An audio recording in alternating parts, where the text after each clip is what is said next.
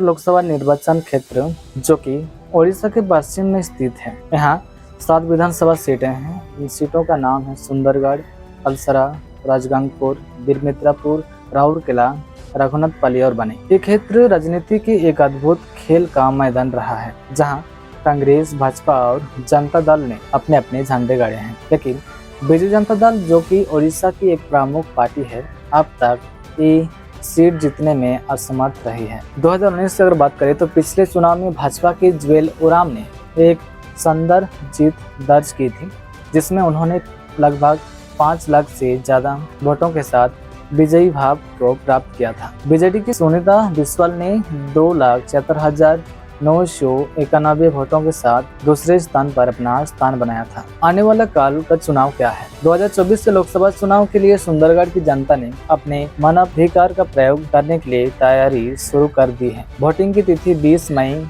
रखी गई है और गणना की घड़ी 4 जून को बजेगी। क्या भाजपा अपनी जीत की हैट्रिक बनाएगी या बीजेडी अपने पहले विजय का जश्न मनाएगी या फिर कोई और पार्टी सरप्राइज कर देगी? जोहर दोस्त, मैं रोशन टोबो। आज हम एक ऐसे विषय पर चर्चा करेंगे जो हमारे लोकतंत्र की नींव है। सुंदरगढ़ के चुनाव और यहाँ के आदिवासी समुदाय की आवाज को थोड़ा समझने के लिए कोशिश कर देंगे। उससे पहले एक छोटा सा इंट्रो देख लेते हैं। रोशन टोपो चैनल में आपका स्वागत है। रोशन टोपो चैनल में आपका स्वागत है। जोहार जोहार।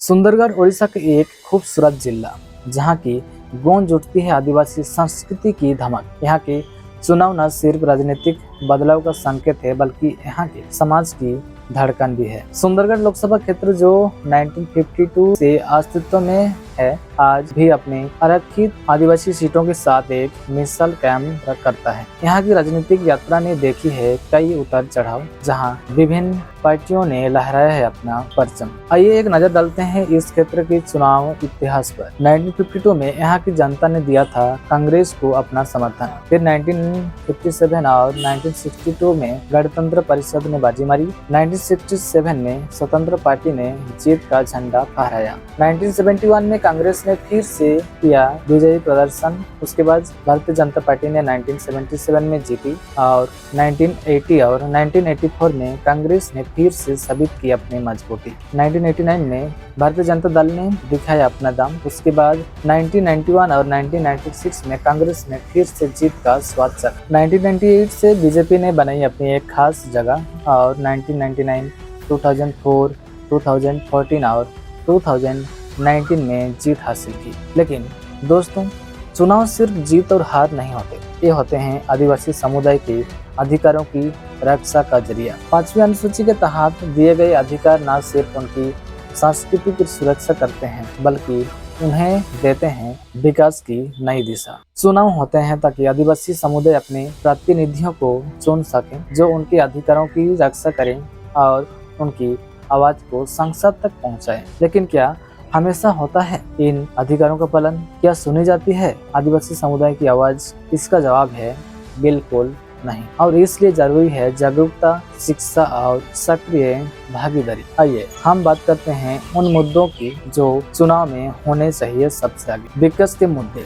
सड़क, शिक्षा, स्वास्थ्य सेवाएं और रोजगार, जल और जंगल के अधिकार, जल संरक्षण और वन संसाधनों की सुरक्षा, आदिवासी पहचान और संस्कृति की रक्षा, वन अधिकार कानून का सुरक्षा, आर्थिक स्वतंत्रता। ये मुद्दे हैं जो तय करेंगे कि आदिवासी समुदाय का भविष्य कैसा होगा। इसलिए जरूरी है कि हम चुने ऐसे नेता जो इन मुद्दों पर संजीदा हो और उनके समाधान के लिए प्रतिबद्ध हो। दोस्तों, आदिवासी समुदाय के अधिकारों की बात करें तो NCRB की 2022 की रिपोर्ट एक चिंताजनक तस्वीर पेश करती है। आदिवासियों के खिलाफ अपराधों की वृद्धि, यौन हिंसा के मामले और जमीन और जंगल के अधिकारों का हनन, ये सभी मुद्दे हमारे समाज के लिए एक बड़ी चुनौती है। अपराधों में वृद्धि: 2021 की तुलना में 2022 में आदिवासियों के खिलाफ अपराधों में 14.3% की वृद्धि हुई है, जिसमें कुल 10,064 मामले दर्ज किए गए हैं। यौन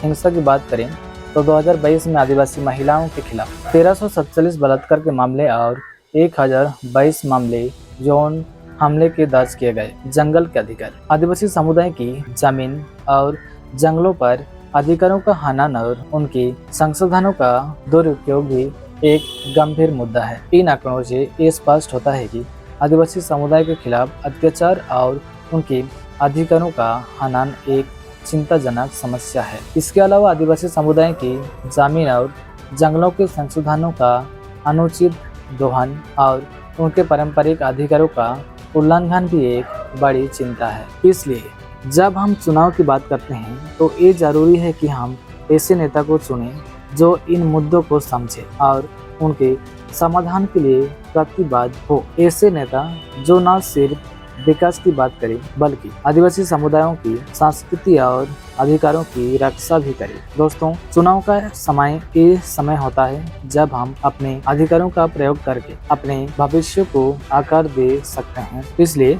आइए हम सभी मिलकर एक सशक्त और जागरूक समाज की नींव रखें, जहां हर आवाज को सुना जाए और हर अधिकार की रक्षा की जाए। आप जानते हैं कौन कौन से उम्मीदवार इस बार मैदान में हैं? सुंदरगढ़ विधानसभा क्षेत्र से अगर बात करें तो कुसुम टेटे जो कि बीजेपी से हैं, जोगेश कुमार सिंह बीजेडी से हैं, सुधरानी सौदिया जो कि कांग्रेस से हैं और अमिता बिस्वाल, गोविंद चंद्र भोई जो कि स्वतंत्र से हैं यानी इंडिपेंडेंट से खड़े हुए हैं। राजगंगपुर विधानसभा नरसिंह मिंज बीजेपी से, डॉक्टर CH राजा नेका कांग्रेस से, मंगला किशन बीजेडी से और कई स्वतंत्र उम्मीदवार जैसे Gregory Minj, Cyprian William Kiro, Priyadarshini Bhoi और अन्य सभी शामिल हैं। बीरमित्रापुर विधानसभा की अगर बात करें तो शंकर उराम बीजेपी से और कई स्वतंत्र उम्मीदवार जैसे विनय कोलू, माखलू एका, मानसी देका और अन्य खड़े हैं। राउरकेला विधानसभा क्षेत्र से अगर बात करें तो सरदा प्रसाद नायक बीजेडी से, निहार राय बीजेपी से, बीरेन सेनापति जो कि कांग्रेस से और अन्य स्वतंत्र उम्मीदवार हैं जैसे कि विकास मान सिंह देशनो ऐसा। तो देखिए अपने अपने क्षेत्र में कौन कौन उम्मीदवार खड़े हुए हैं। तो इसके लिए आप तो इलेक्शंस जो कि 20 मई को होने वाली है, जो सोमवार दिन है, तो सब कोई जाएं, वोट करें, अपने उम्मीदवारों को वोट दें, अपने अधिकार के लिए वोट दें। तो आज के लिए इतना ही, मिलते हैं अगले वीडियो में, तब तक विदाई लेते हैं। धन्यवाद।